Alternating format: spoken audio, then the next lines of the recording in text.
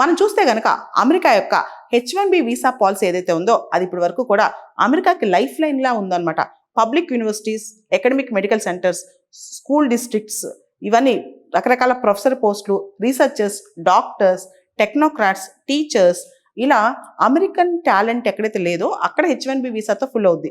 ఈ H1B visa programme అనేది దాదాపు 65,000 వీసాలు యాన్యువల్గా ఇస్తూ ఉంటారనమాట. అడిషనల్గా 20,000 వీసాలు కూడా వస్తూ ఉంటాయి అనమాట H1B వీసాకి సంబంధించి. కానీ అమెరికన్ టాలెంట్ పూల్ని తగ్గించేసి Indian talent pool, foreign talent పూల్ని టెక్సస్ స్టేట్లో పెంచేస్తున్నారని చెప్పి అక్కడ గవర్నర్ అభియోగం అనమాట. దాంతో H1B వీసా ప్రోగ్రామ్ సంబంధించి కొత్త పిటిషన్స్ మొత్తం స్టాల్ చేసేస్తున్నారనమాట. అంతేకాదు టెక్సస్ స్టేట్కి ఎకానమీ రన్ అవ్వాలంటే అక్కడ ట్యాక్సెస్ కూడా ప్రాపర్గా రావాలని చెప్పి కూడా ఆ గవర్నర్ అన్నారు. ముఖ్యంగా ఈ విషయంలో అంటే లోకల్ జాబ్స్ లోకల్స్కి ఇవ్వాలి, అమెరికన్ జాబ్స్ అమెరికన్ వర్కర్స్కి ఇవ్వాలనే విషయంలో టెక్సస్ స్టేట్ ఒక ఎగ్జాంపుల్ సెట్ చేయబోతుందని చెప్పి కూడా టెక్సస్ గవర్నర్ చెప్పుకొచ్చారనమాట.